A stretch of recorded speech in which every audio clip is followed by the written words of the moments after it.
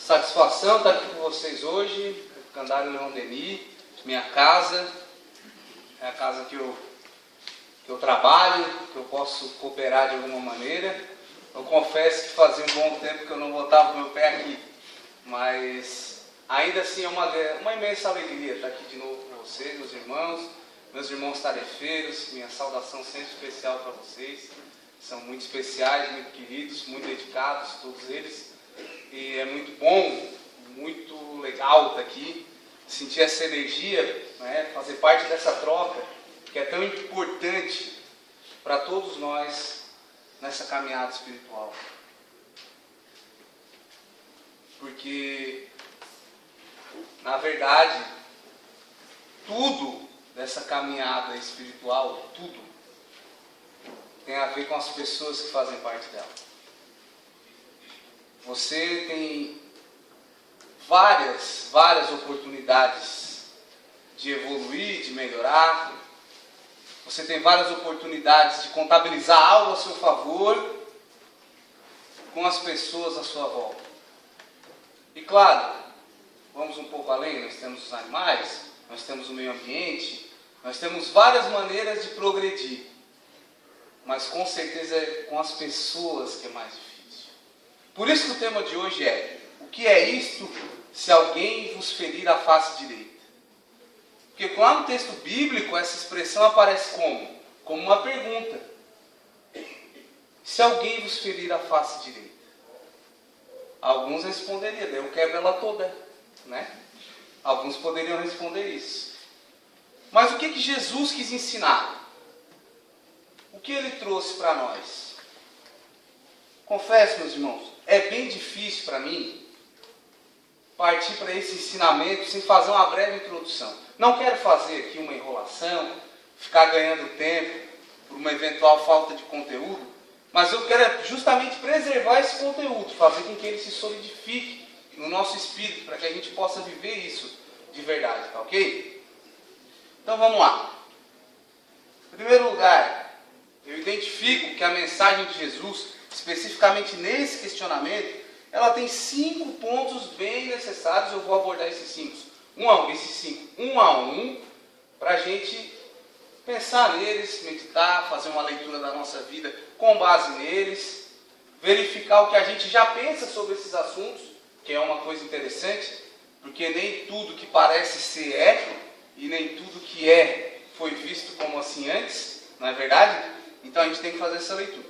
Mas uma das coisas que eu percebo é a questão do tempo que a mensagem de Jesus foi dita, o significado real desta mensagem, o objetivo da mensagem, o que Jesus queria com essa mensagem, um resultado que não era desejado por Jesus, mas ele foi aplicado para essa mensagem, e o resultado real da mensagem. São 5 pontos, tá? Mas antes disso, vamos lá. Meus irmãos, a vida não cessa. Quem já conhecia essa frase? A vida não cessa. Pode levantar a mão. Quem conhecia? Ela sim, nesse contexto, né? É uma frase muito comum no meio espírita. Muito comum. E ela passou a ser comum até em meios espiritualistas, de modo geral. Por quê? Porque ela está no livro Nosso Lar. No livro Nosso Lar. Um livro, talvez hoje, de literatura brasileira, eu acho que é o mais impactante da literatura espírita. É evidente que na literatura espírita geral, nós temos as obras de Kardec, que indiscutivelmente foram, né, um marco na quebra de paradigmas e tudo, mas no espiritismo brasileiro, que foi o país onde ele mais se desenvolveu, a gente tem a obra Nosso Lar. E para quem não viu, tem até o filme, é muito bom, enfim, apesar de ser um bom resumo, eu acho, do livro, ele tem informações relevantes e de colocar de forma didática, que é muito útil para quem quiser aprender um pouco mais. Mas vamos lá, essa frase, a vida não cessa, ela foi dita por André Luiz, né, ao psicógrafo, né, o médium famosíssimo Chico Xavier, enquanto ele escrevia o Nosso Lar. Eu acho a frase, é uma frase bela, uma frase muito bonita. E ela é bela porque ela nos dá uma esperança. A esperança de que nós não morremos. contar para vocês, eu atendia uma pessoa no meu trabalho, pouco antes de vir para cá, uma pessoa um pouco mais velha, né?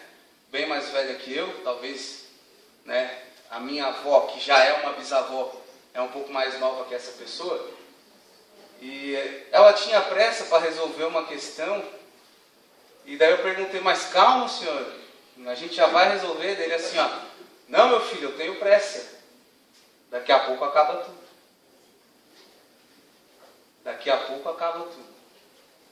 Eu ouvi essa frase uns 20 minutos atrás, sei lá, não, perdão, já estou aqui um pouco mais tempo, talvez uns 40, 45 minutos atrás, eu ouvi essa frase e já comecei a pensar na minha palestra, nessa doutrinária de hoje. Olha que interessante, daqui a pouco tudo acaba. Engano. Só engano. Isso é até um embuste colocado para nos desviar a atenção. Eu acabei de dizer, meu irmão, a vida não cessa, não acaba nada. Não tem essa. Você pode até achar que acabou. Você olha para frente e algo parece ser o fim. Não é. Não é. A vida não cessa. E é por isso que essa frase é bonita. Porque a proximidade do fim em muitos gera um desespero. Mas a certeza de que continua é uma fonte fecunda de esperança. Nós temos que ter essa esperança, essa mentalidade. E daí, se você pensa que isso aqui não acaba, que isso aqui não é o fim das coisas, você começa a ficar em dúvida de por que está aqui. Mas antes disso, meu irmão, você tem que entender que a frase também é esclarecedora. Porque eu não conseguiria aqui, por mais honesto que fosse com vocês, meus irmãos, listar quantas doutrinas, filosofias, quantos pensadores se debruçaram no estudo da finitude. Do que acontece no além e o que acontece no depois que morre. Quantos já pensaram nisso? Quantos se ocuparam de entender isso e não explicaram nada? Muitos não explicaram nada. Outros não, outros arranharam. Outros chegaram perto. Mas não poderia ser diferente. Nem todas as mensagens que nós estamos recebendo de tempos em tempos nessa humanidade a gente pôde entender na sua completude. Nem todas. Pelo contrário, muitas delas foram apenas sombras. Sombras de um futuro, uma expectativa, uma mensagem que precisaria de um aperfeiçoamento. Não é à toa que a própria obra do Cristo, aquela que ele ditou para os seus apóstolos, aqueles apóstolos imediatos, ela teve que ser melhor explicada, e nós temos a doutrina espírita reexplicando a obra do Cristo. Veja, o Evangelho é do Cristo, mas na Bíblia Sagrada a gente tem o Evangelho segundo Mateus, o Evangelho segundo Marcos, o Evangelho segundo Lucas, segundo João. O Evangelho continua sendo do Cristo, e aqui a gente tem o Evangelho segundo o Espiritismo. Allan Kardec não atribuiu nem para ele essa, né? Ele disse, não, o Evangelho do Espiritismo, não é meu. Não é meu. Entendam, meu irmão, isso é muito esclarecedor. E é lá no Livro dos Espíritos que a gente vai encontrar as explicações necessárias para entender o que acontece depois. E pensando nesse depois, que a gente pode decidir melhor o que vai fazer aqui. É só assim. Lembra do filme, o desenho, né? Alice no País das Maravilhas. Eu sempre cito essa frase, porque, ao menos em espírito, eu verifico que tem muito de espiritismo nela. A Alice olha para o coelho e pergunta, qual é o caminho certo? Qual é o caminho certo, coelho? E daí ele responde, para onde você vai? E ela diz, não sei. A resposta é um poço de sabedoria. Ele disse, para quem não sabe aonde vai, qualquer caminho serve. E meus irmãos, se você entende que isso aqui é uma passagem, é um caminho, você tem que entender para onde está indo. Do contrário, você vai desviar. Você vai chegar lá do outro lado e vai concluir que não era isso que eu queria. Isso não tem a ver com punitivismo, isso não tem a ver com uma retribuição justa, não. É É só causa e efeito. Se você chegar na BR lá para a direita, você dá em Florianópolis, não dá em Balneário Camboriú. É evidente. É uma questão de escolher o caminho. Percebe? Mas vamos lá. Por que nós estamos aqui então? Falei até agora de conceito espírita, não é? E tem um outro conceito que é bem relevante para tratar desse assunto, que é muito relevante, que é o conceito de reforma íntima.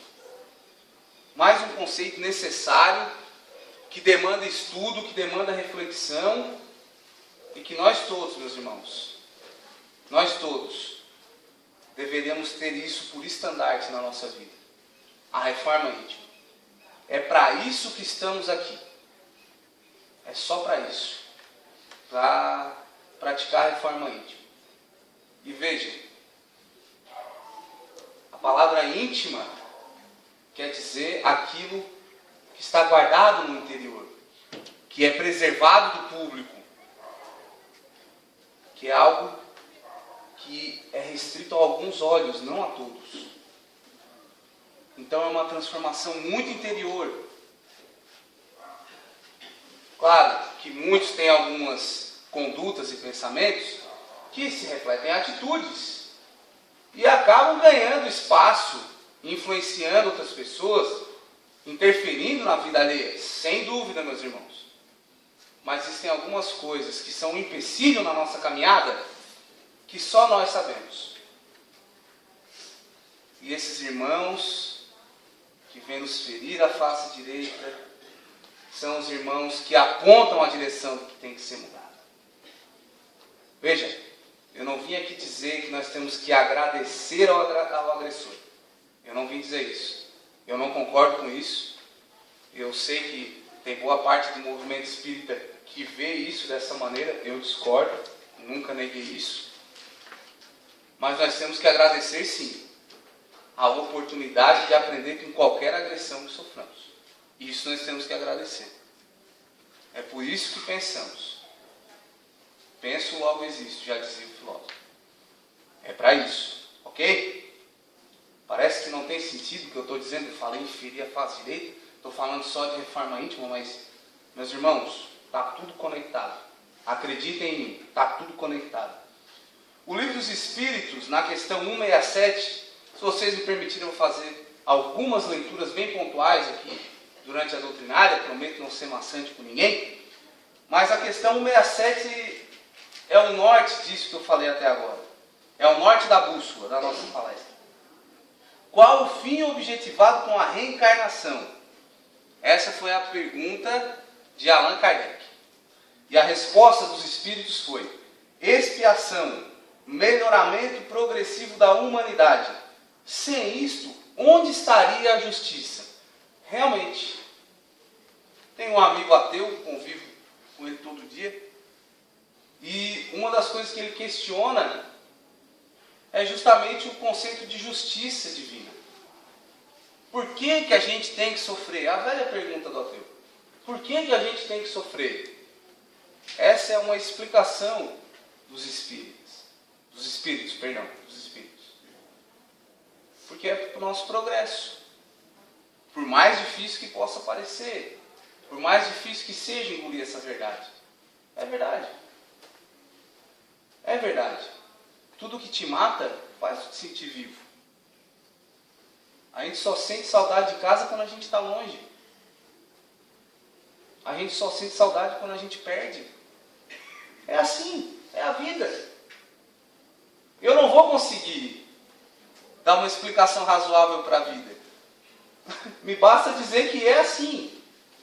Isso é empírico, todo mundo pode provar, não é verdade? Todo mundo já sentiu saudade de casa, de alguém. Todo mundo já sentiu dor. Alguns já enfrentaram a morte, cara a cara com a morte, muitos enfrentaram. E pode ver, essas pessoas geralmente têm uma perspectiva muito diferente da vida. Isso obriga a pensar, não é? Mas então, meus irmãos, já que eu estou falando em reforma íntima, em progressão, eu vou te perguntar, o que é isso? Se vos bater na face direita, se vos ferir a face direita. O que é isso, meu irmão? Pense comigo. para ser minimamente honesto, a gente tem que vir para cá até não precisar mais. É isso. Não precisar mais do que, Matheus? Vir para cá. Porque aqui é chato. Aqui não é divertido. Aqui não é um buffet de sobremesa. Não é. Aqui é acordar cedo, é trabalhar, é pagar a conta. Né? Ah, mas eu tenho cartão de crédito, tem fatura. Não é verdade? A vida é isso. Você pode dizer que gosta de uma coisa ou de outra, mas a vida não é simples, não.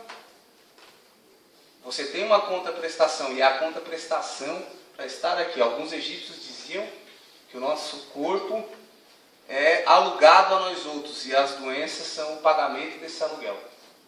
Os egípcios diziam isso. Muito interessante essa leitura. E vamos lá. A instrução de Jesus sobre se alguém vos bater a face direita é um expediente para auxiliar a evolução. E especialmente, esse, ao meu ver,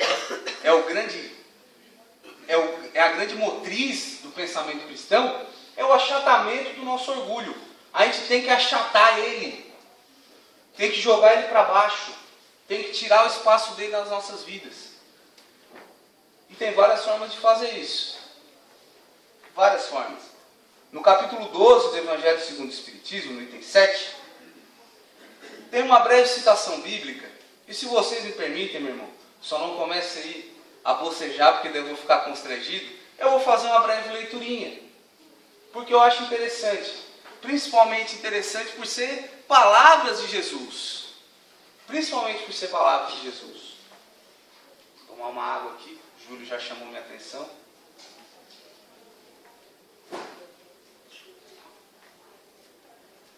O que está escrito na Bíblia? Lá no livro de Mateus. Nome bonito. Capítulo 5. Né? Vamos lá. Aprendestes que foi dito, olho por olho e dente por dente. Eu, porém, vos digo, que não resistais ao mal que vos queiram fazer.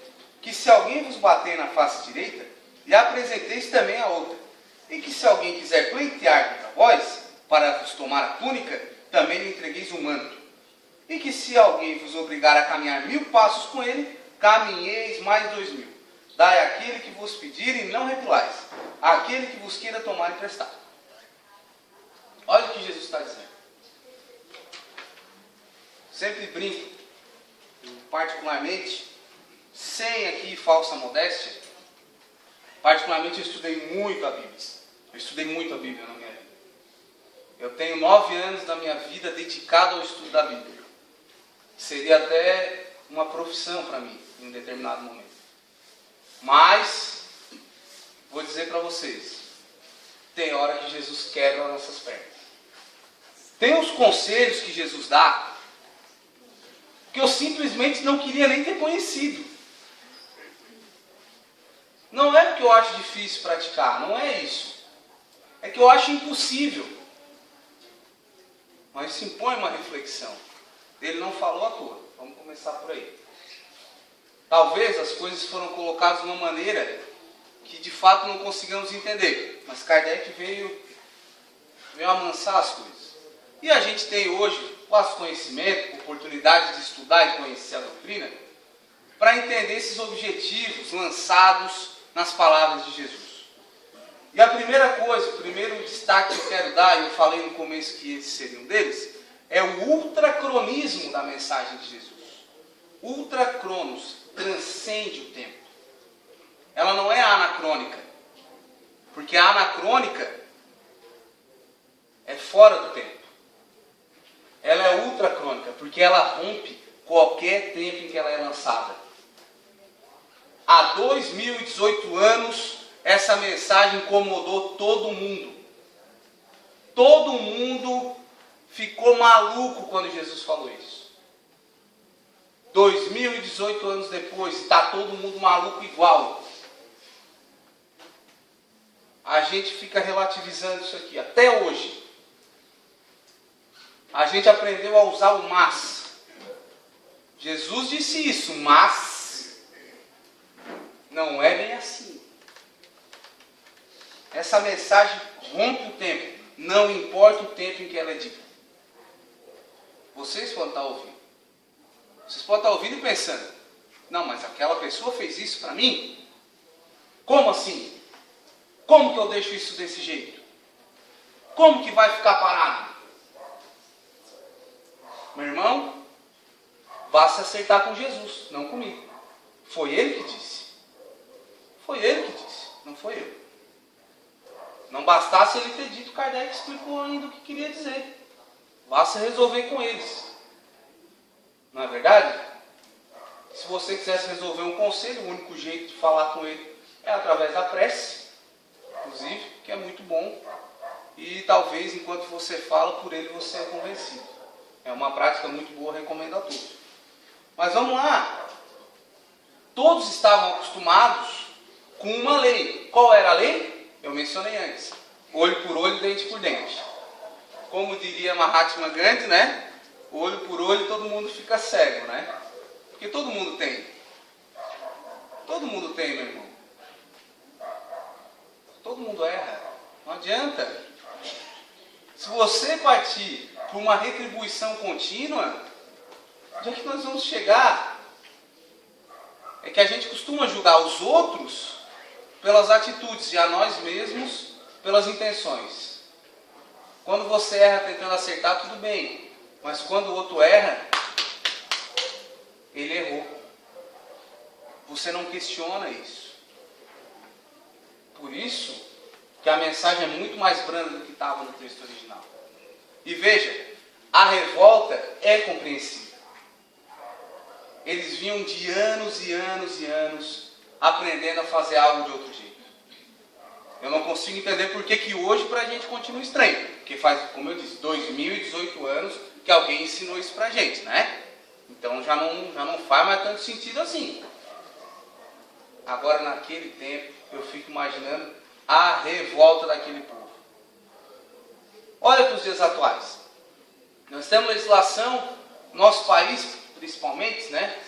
Que tem uma inflação legislativa. A gente tem um monte de lei para regular tudo quanto é coisa. Tudo quanto é coisa tem uma leizinha que regula. Não adianta, tudo. E nós temos algumas leis que elas são benéficas. Elas têm uma boa intenção, né? Mas, já dizia o sábio, né? De boa intenção, né? O inferno está cheio. Mas veja bem. Pense numa lei que incomoda muita gente. Vou falar uma. Vou falar só uma. A lei anti-tabagismo. A lei contra o cigarro, contra o tabaco. Olha que interessante. Quando essa lei entrou em vigor, se não me engano, em 1997, as pessoas eram acostumadas a fumar em qualquer lugar. As pessoas não estavam nem aí. Hoje em dia é inconcebível fumar em público. É inconcebível. Mesmo na rua, tá? Mesmo na rua, se você vê, você acha estranho, você não gosta. As pessoas se incomodam com isso. Todo mundo sabe os malefícios do cigarro.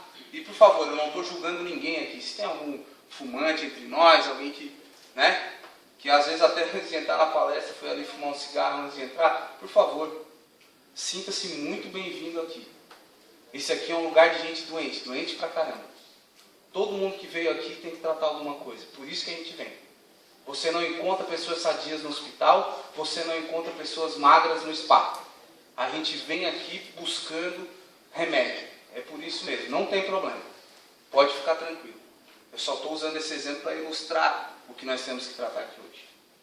Veja que essa legislação, feita por homens, alguns pensadores, tiveram impacto. Pessoas protestaram. Cidade de Santa Cruz do Sul, para quem conhece, no Rio Grande do Sul, é uma cidade baseada na economia fumageira. Fizeram protestos, se recusaram a proibir o uso do tabaco em ambientes públicos. Não vamos aceitar isso. Fizeram adesivos.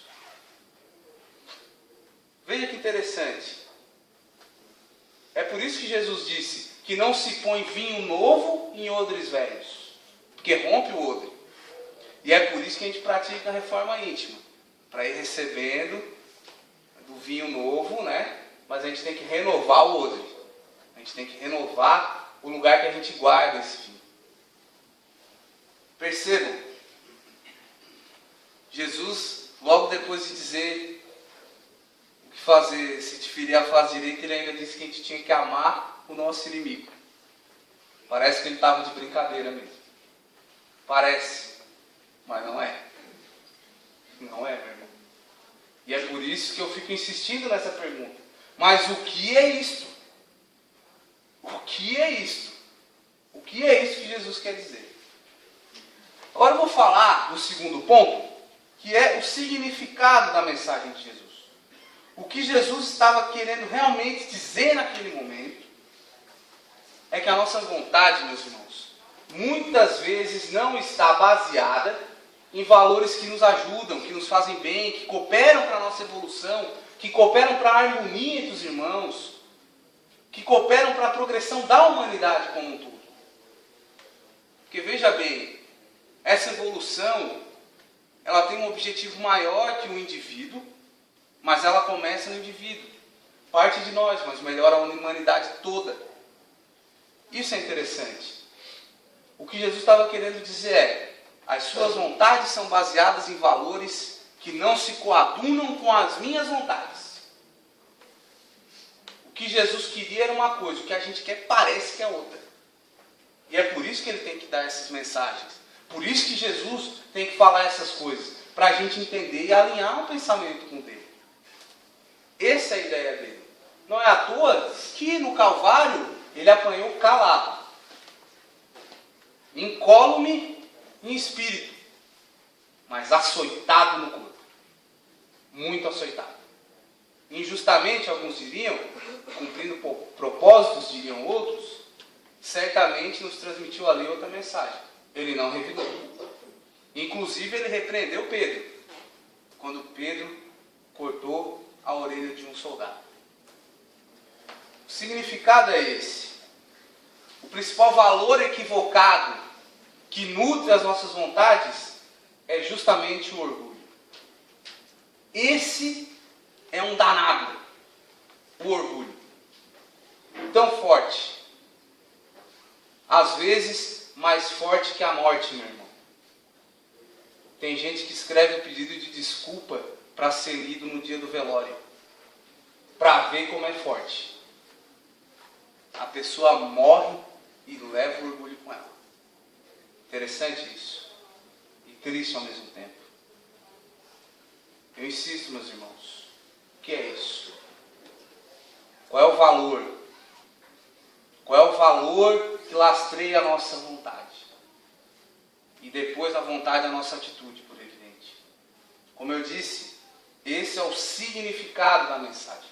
Significa que há um valor equivocado. Mas o além, qual é o objetivo da mensagem? O que Jesus quis dizer? Você já sabe o que significa. Mas o objetivo final, com essa mensagem específica. Porque há um compilado de mensagens, e todas elas somadas chegam num objetivo bem claro. Mas a cada ponto é um ponto. E a gente vai falar disso agora. O objetivo de Jesus era derrubar esse orgulho e esse egoísmo que há dentro de nós. Ao menos nos preparar, sem dúvida, para que em determinado momento nós pudéssemos enfrentá-lo. Vocês entendem? Se ela significa, enquanto mensagem, que o orgulho não presta, o seu objetivo, sem dúvida, é derrubar, é acabar com esse orgulho de uma vez por todas. E sobre o egoísmo, é importante, trazer mais uma lição do Evangelho, que está lá no capítulo 11, se vocês me permitirem uma breve leitura. O egoísmo, chaga da humanidade, tem que desaparecer da Terra, a cujo progresso moral obsta. Veja, o egoísmo atrapalha a progressão da Terra, desse planeta aqui. Ao Espiritismo está reservada a tarefa de fazê-la ascender na hierarquia dos mundos. O egoísmo é, pois, o alvo para o qual todos os verdadeiros crentes devem apontar suas armas, dirigir suas forças, sua coragem.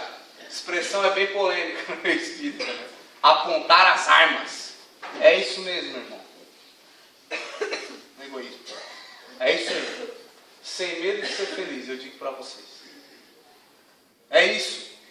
O egoísmo é um valor abstrato, não é uma pessoa que você agride. O egoísmo é algo que te prejudica, não é alguém. O egoísmo tem que ser combatido, ele tem que ser derrotado, ele tem que ser aniquilado. Você não pode ter receio disso, nem de falar.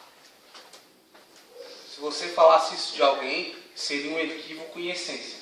Mas estamos falando de um valor abstrato e totalmente equivocado, que o próprio Kardec disse, que nós deveríamos apontar as nossas armas.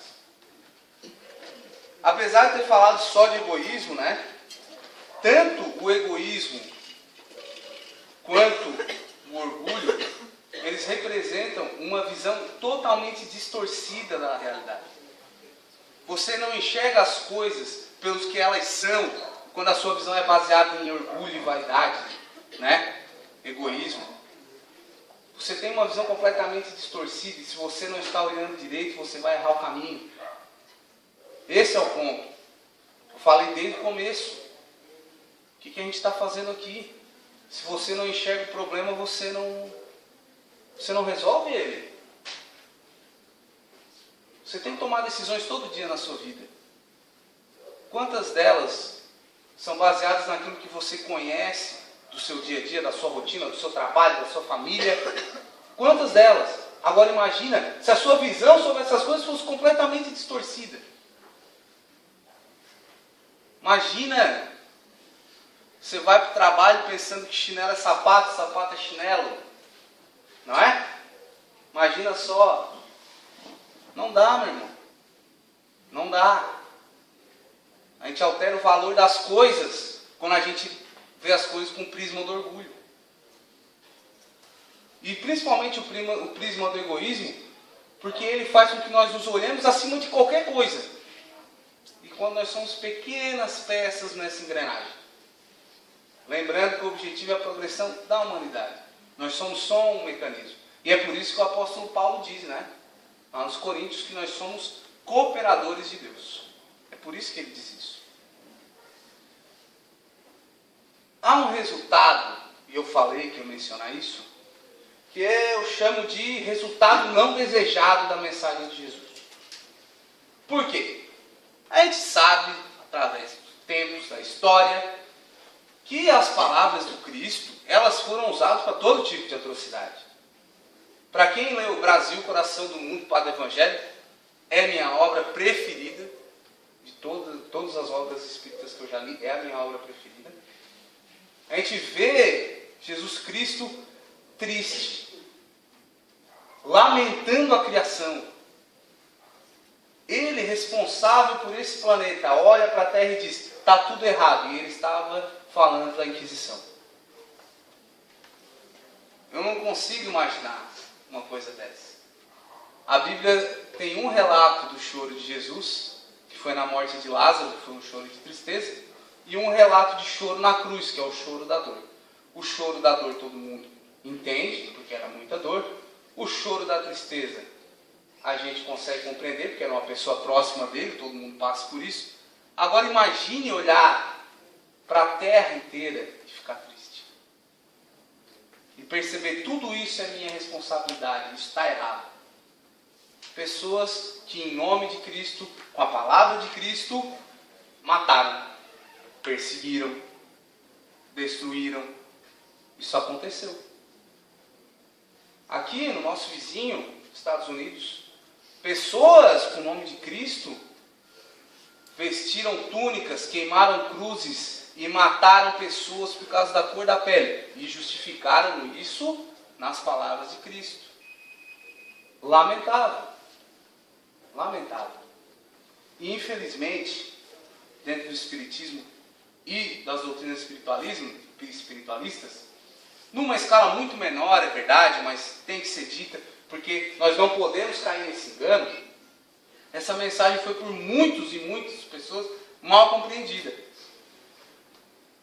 O primeiro resultado que a gente não pode obter é o resultado da covardia. Jesus não disse para ninguém ser covarde. Isso é muito importante. Como diz o próprio texto de Kardec, ditado pelos Espíritos, né? A lei natural não condena a legítima defesa. A lei natural explica a legítima defesa como um instinto. Isso está no capítulo 12 do Evangelho, para quem quiser ver, no item 8.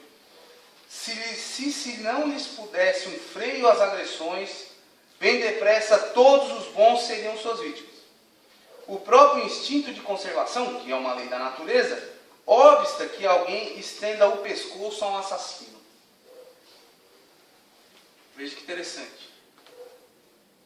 A gente começou com uma expressão literal da palavra, e apesar disso todo mundo consegue muito facilmente trazer isso para a sua vida e entender que essa expressão em literalidade significa muito mais.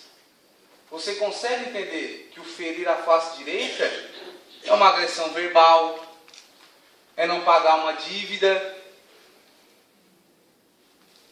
é trair uma confiança. Você consegue imaginar isso? E daí fica tudo bem. Mas quando a gente parte para a agressão física, aí a gente tem que pensar no estudo, no ensino que Jesus quis passar de fato. E aqui está a explicação de Kardec.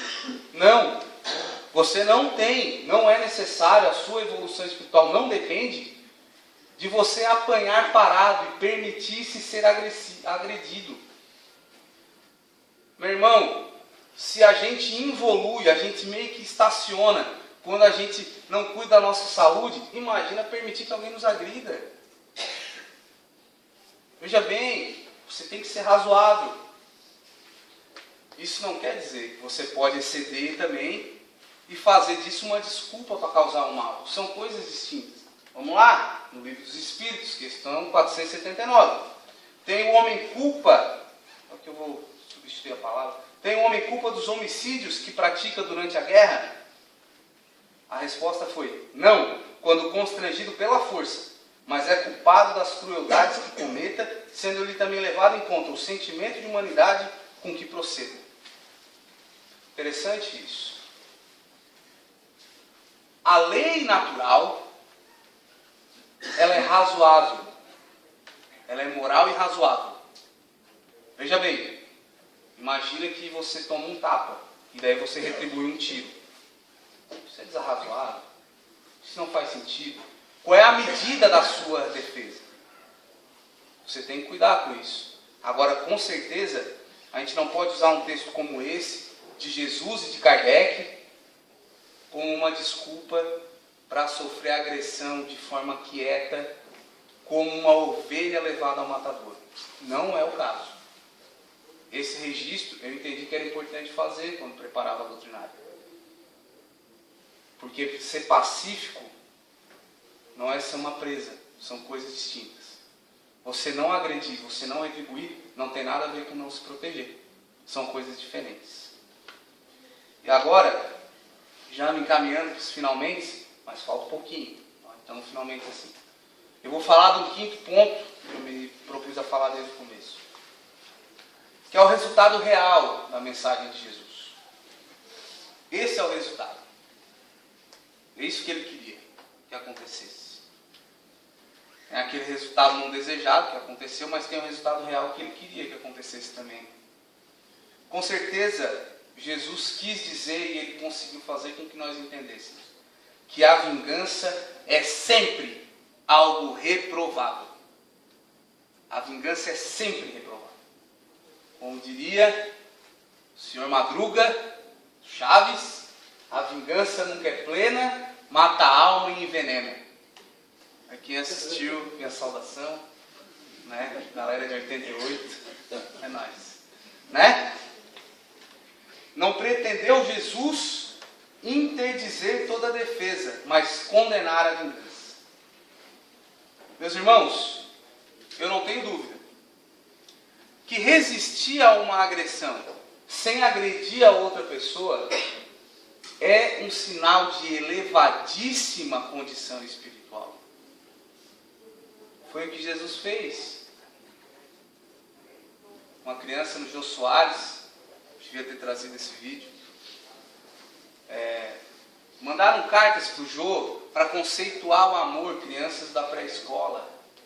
E uma das crianças disse, quando ele estava no Calvário, ele poderia ter feito os parafusos saírem, mas ele não fez por amor. Olha só, chamando os pregos de parafuso, criança na sua inocência tentando conceituar, mas ela disse. Ela entendia que Jesus tinha sofrido por amor. Olha que coisa. Isso é um sinal de elevação espiritual, dos maiores que existe, meus irmãos. Mas isso não deslegitima a sua defesa. São coisas distintas. Inclusive, Paulo, no capítulo 6 da carta aos Efésios, diz, que a nossa luta não é contra carne nem sangue, mas é contra os principados e potestades malignas das trevas. O que ele está dizendo? Que a guerra é espiritual, meu irmão. A guerra é espiritual. Você não está brigando com fulano ou com Beltrano. Você está brigando contra o seu orgulho. Muito mais importante do que enfrentar quem lhe ofende é enfrentar quem está se sentindo ofendido. Você. Por que está se sentindo ofendido? O que tem aí dentro? Que ferida é essa que não foi curada? Que quando alguém encosta, você grita. É isso. Essa é a mensagem. Em relação aos efeitos dessa mensagem na nossa vida, das atitudes que tomamos com base nessa mensagem, meus irmãos, você tem que entender o momento que ela surte efeito. O que é mais importante? Alguém te achar um bobo? Alguém te achar um fraco? Esse é o efeito imediato. Mas eu quero saber do efeito da sua reação na eternidade. O quanto você leva daqui para lá dessa atitude. Perceba, a sua atitude aqui tem um efeito prático na vida agora e na vida vindoura. Isso é importante. Eu acho que a gente enfrenta muito mais o nosso ego nessas situações em que nós somos sim injustiçados. Sem dúvida. Mas pensa, o quão pior pode ser cometer uma injustiça. Antes de ouvir um absurdo, do que falar um absurdo. Esse é o pensamento que nós temos que ter. E agora eu finalmente, agora eu vou encerrar. E para não encerrar com as minhas palavras, eu vou encerrar com uma brevíssima leitura de mais um trecho da obra de Kardec, que eu recomendo que fique também para a meditação dos irmãos, tá? Porque ela é muito, muito valiosa. Dizendo que apresentemos a outra face àquele que nos haja batido numa, disse, sob outra forma, que não se deve pagar o mal com o mal, que o homem deve aceitar com humildade tudo que seja de molde a lhe abater o orgulho. Que maior glória lhe advém de ser ofendido do que de ofender, de suportar pacientemente uma injustiça do que a de praticar alguma. Que mais vale ser enganado do que enganador, arruinado do que arruinar os outros. Era isso que eu tinha para compartilhar com os irmãos. Espero que tenha sido proveitoso a todos vocês. Peço desculpas se alguma fala minha tenha parecido inadequada, não foi a intenção. Só queria, de toda forma, ser didático e colaborar com a evolução dos irmãos com a minha. E é isso. Boa noite a todos. Muito obrigado.